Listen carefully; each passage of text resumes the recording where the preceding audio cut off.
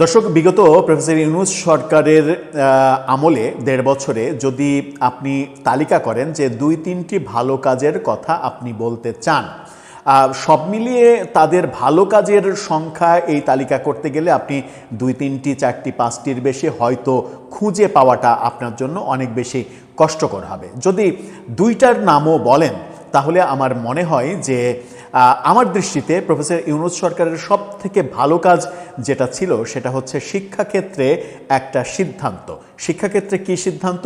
সেই সিদ্ধান্তটা হচ্ছে বেসরকারি শিক্ষা প্রতিষ্ঠানগুলোতে ম্যানেজিং কমিটির সভাপতি যে নির্বাচিত করা হয় সেই ক্ষেত্রে শিক্ষাগত যোগ্যতার একটা বাইন্ডিংস দিয়ে দিয়েছিল প্রফেসর ইউনূস সরকার, এবং সেটা স্নাতক পাশ না হলে বেসরকারি শিক্ষা প্রতিষ্ঠানের সভাপতি হওয়া যাবে না, এরকম অধ্যাদেশ তারা বিজ্ঞপ্তি তারা জারি করেছিল। এটা অসাধারণ একটা সিদ্ধান্ত ছিল। আমরা দেখেছি এর আগে আওয়ামী লীগ সরকার এটাকে ইন্টার পাস অন্তত হতে হবে এরকমটা বিধিনির্দেশ জারি করেছিল তাদের সরকারের শেষ বেলায় এসে। সেটাও মোটামুটি একটা প্রশংসার ব্যাপার ছিল, কিন্তু সেটাকে বাড়িয়ে প্রফেসর ইউনূস সরকার স্নাতক পাস বাধ্যতামূলক করেছিলেন। এটা মনে হয় যে প্রফেসর ইউনূস সরকারের সব থেকে ভালো সিদ্ধান্ত যদি দুটো থাকে তার মধ্যে অবশ্যই একটা। প্রফেসর ইউনূস সরকারের অনেক সমালোচনা করেছি, কিন্তু এই ক্ষেত্রে প্রশংসা তাদের করতেই হয়। কিন্তু অবাক করার ব্যাপার হচ্ছে নতুন সরকার বিএনপি সরকার ক্ষমতায় এসে বিএনপি সরকারের শিক্ষামন্ত্রী যখন এহসানুল হক মিলন দায়িত্ব নিলেন, এর আগে তিনি 2001-06 সময়ে শিক্ষা প্রতিমন্ত্রী হিসেবে দায়িত্ব পালন করেছেন। সেই সময় তিনি পজিটিভলি আলোচনায় ছিলেন অনেক বিষয়ে, নেগেটিভ আলোচনাও ছিল, কিন্তু পজিটিভ আলোচনাই তাকে নিয়ে বেশি ছিল। সেই ক্ষেত্রে আমাদের প্রত্যাশা ছিল যে শিক্ষাক্ষেত্রে হয়তো এবার পূর্ণ মন্ত্রিত্ব পেয়ে তিনি একটা অসাধারণ কিছু করবেন। কিন্তু বিএনপি সরকার সব থেকে হতাশাজনক যে সিদ্ধান্তটা নিয়েছে সেটা হচ্ছে এখন থেকে শিক্ষা প্রতিষ্ঠানের ম্যানেজিং কমিটির সভাপতি অশিক্ষিত মূর্খরাও হতে পারবে। অর্থাৎ শিক্ষাগত যোগ্যতার যে বাইন্ডিংস সেই বাইন্ডিংস তুলে দেয়া হয়েছে। এটা কোনোভাবেই গ্রহণযোগ্য হতে পারে না। চলুন একটু আলোচনা করে দেখি কেন এই সিদ্ধান্ত নিল, এই সিদ্ধান্তের পরিপ্রেক্ষিতে মন্ত্রণালয় কি বলছে, এই সিদ্ধান্ত আদৌ টেকা উচিত কিনা, এই সিদ্ধান্তের ফলে শিক্ষাক্ষেত্রে শিক্ষা প্রতিষ্ঠানের ক্ষেত্রে নতুন করে কোন অরাজকতা শুরু হবে। থাকবেন পলিটিক্স টিভির নিয়মিত আয়োজনে।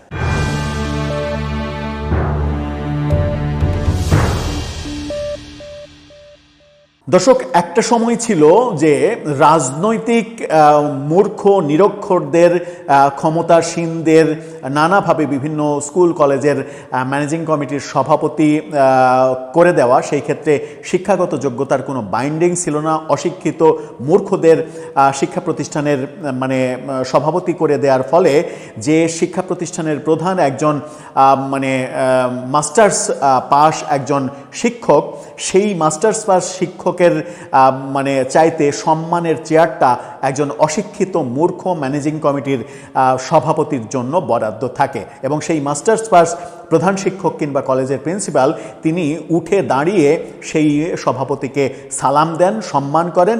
সভাপতি না বসা পর্যন্ত প্রধান শিক্ষক কিংবা অধ্যক্ষ তিনি বসেন না। এই কালচারটা চলে আসছিল।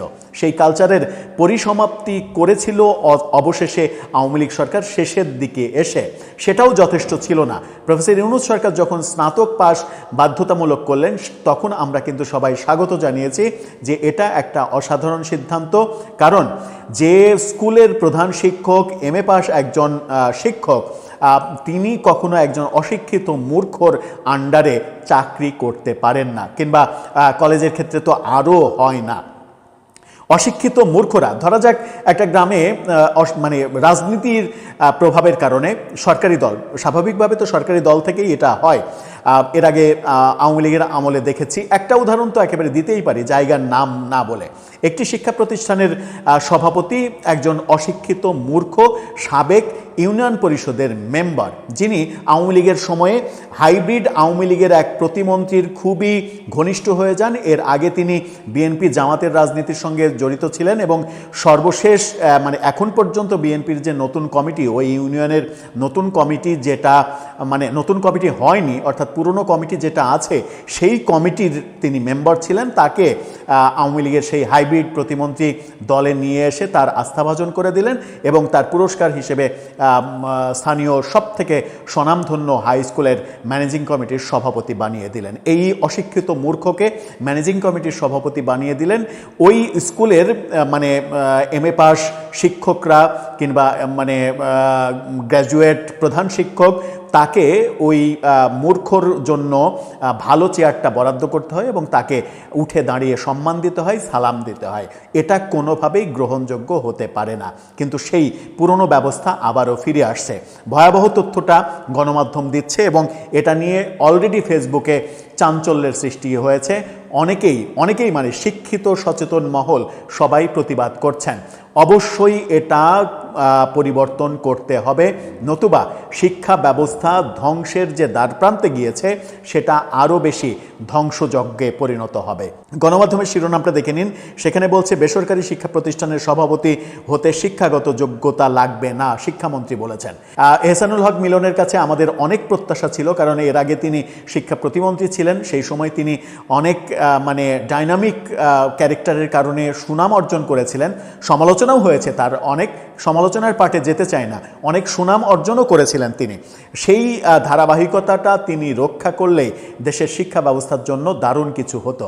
তিনি দায়িত্ব পালনের মানে দায়িত্ব পাওয়ার সাথে সাথে ঘোষণা দিয়েছিলেন যে শিক্ষাক্ষেত্রে নতুন নতুন চমক আসবে। যদি অশিক্ষিত মূর্খদের ম্যানেজিং কমিটির সভাপতি করা এটা চমকের একটা অংশ হয়, তাহলে আমরা চরমভাবে হতাশ হয়ে যাচ্ছি। এই হতাশা থেকে আমাদেরকে উদ্ধার করতেই হবে।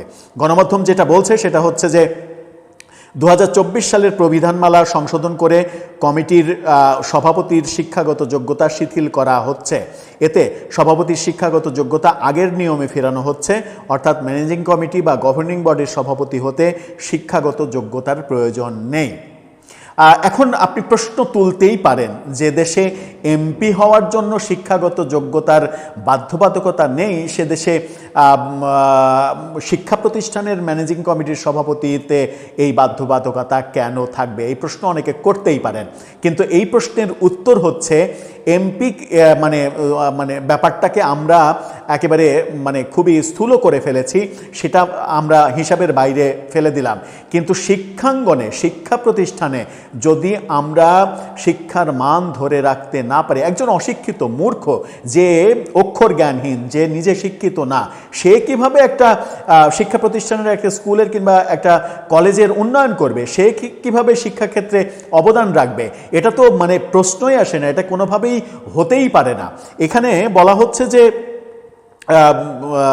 ম্যানেজিং কমিটি প্রবিধানমালা 2024 রিভিউ সংক্রান্ত আলোচনা সভায় এই সিদ্ধান্ত নেওয়া হয়েছে। এই সংক্রান্ত আদেশ শীঘ্রই জারি করা হবে। শিক্ষা মন্ত্রণালয়ের প্রাথমিক, মাধ্যমিক ও উচ্চ শিক্ষা বিভাগের সভাকক্ষে এই সভা অনুষ্ঠিত হয়।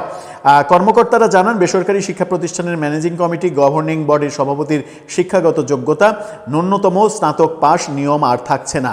2024 সালের আগের নিয়ম বহাল থাকবে, অর্থাৎ কোনো শিক্ষাগত যোগ্যতা লাগবে না। 2024 সালের মে মাসের আগে বেসরকারি শিক্ষা প্রতিষ্ঠানের ম্যানেজিং কমিটি কিংবা গভর্নিং বডির শিক্ষাগত যোগ্যতা লাগতো না।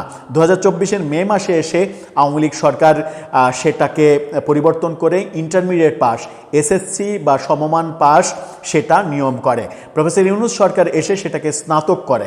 আমি আবারও রিপিট করছি, প্রফেসর ইউনূস সরকারের নেওয়া সিদ্ধান্তগুলোর সব থেকে ভালো সিদ্ধান্ত হচ্ছে, যদি একটা ভালো সিদ্ধান্ত নিয়ে থাকেন তাহলে এটা একটা, সেটা বাতিল করা। এটা কোনোভাবেই মানে কোনোভাবেই এটা মেনে নেয়ার মতো নয়। আমরা আমাদের তরফ থেকে শিক্ষামন্ত্রী এবং শিক্ষা মন্ত্রণালয়ের প্রতি এবং নতুন মাননীয় প্রধানমন্ত্রীর প্রতি আমরা আহ্বান জানাতে চাই, এই সর্বনাশা সিদ্ধান্ত থেকে আপনারা ফিরে আসেন। কারণ শিক্ষাঙ্গন নিয়ে যা হয়েছে গত 55 বছরে তার খেসারত কিন্তু জাতি দিচ্ছে। শিক্ষা ব্যবস্থা যদি ধ্বংস হয়ে যায় এই জাতির আর কিছু থাকবে না। বিগত 1.5 বছরে প্রফেসর ইউনূস সরকারের আমলে যেভাবে ছাত্রদের মব করা শিখিয়েছে প্রফেসর ইউনূস সরকার, যেভাবে তাদেরকে পড়ার টেবিল থেকে বের করে এনে রাস্তায় চাঁদাবাজি দুর্নীতি করা শিখিয়েছে, যেভাবে তাদেরকে সচিবালয়ে ক্ষমতাধর বানিয়েছে, ডিসি অফিস, ইউনো অফিস, বিভিন্ন জায়গায় তাদেরকে ক্ষমতাধর বানিয়েছে, সেই কালচার যেন বন্ধ হয় এবং শিক্ষা প্রতিষ্ঠানের যে মর্যাদা, সেই মর্যাদা যেন ফিরে আসে। একজন প্রধান শিক্ষক কিংবা একজন কলেজের অধ্যক্ষ যেই হয়, আমি প্রধান শিক্ষকের কথাই ধরলাম, একজন প্রধান শিক্ষক যিনি কিনা গ্র্যাজুয়েশন না করলে প্রধান শিক্ষক হন না এবং শুধুমাত্র ডিগ্রি পাস হলে তাকে ডিগ্রির সঙ্গে বিএডও করতে হয়, বিএড না হলে তার প্রধান শিক্ষক হওয়ার যোগ্যতা থাকে না। এখন তো অহরহ এমএ পাস হাই স্কুলের শিক্ষক হচ্ছে, প্রধান শিক্ষক তো অনেক দূরের কথা। সেখানে একজন অশিক্ষিত মূর্খ যদি ওই প্রতিষ্ঠানের ম্যানেজিং কমিটির সভাপতি হয়, তাহলে এর চাইতে সর্বনাশা ব্যাপার আর হতে পারে না। আমরা 2024-এর মেয়ের আগে আবার ফিরে যেতে চাই না। 2024-এর মেতে এসে আওয়ামী লীগ সরকারের যে বোধোদয় হয়েছিল, ইন্টার পাস করেছিল তারা নিয়মটা, পরবর্তীতে যেটা স্নাতক করা হয়েছিল, আমরা প্রত্যাশা করব সেই স্নাতক পাশই থাকতে হবে। কারণ একজন শিক্ষিত ব্যক্তি ছাড়া শিক্ষা প্রতিষ্ঠানের উন্নয়ন কিংবা শিক্ষা প্রতিষ্ঠানের শিক্ষা কাঠামো ঠিক আছে কিনা এই বিষয়টা দেখভাল করা কারো পক্ষে সম্ভব নয়। একজন অশিক্ষিত মূর্খ শুধুমাত্র ওখানে বসে থেকে নিয়োগ বাণিজ্য করবে, টাকা ঘুষ নেবে আর বিভিন্ন স্কুলের বিভিন্ন খাত থেকে টাকা মেরে খাবে, টাকা তাকে না দিলে সে বিভিন্ন জায়গায় সই করবে না। এই কাজের, এই ধান্দা করার জন্য অন্তত শিক্ষা প্রতিষ্ঠানকে যেন ব্যবহার করা না হয়, যেটা অতীতে বহু বছর ধরে করার ইতিহাস আমরা দেখেছি। দর্শক, আপনার মন্তব্য এ ব্যাপারে জানিয়ে লিখতে পারেন আমাদের কমেন্ট বক্সে।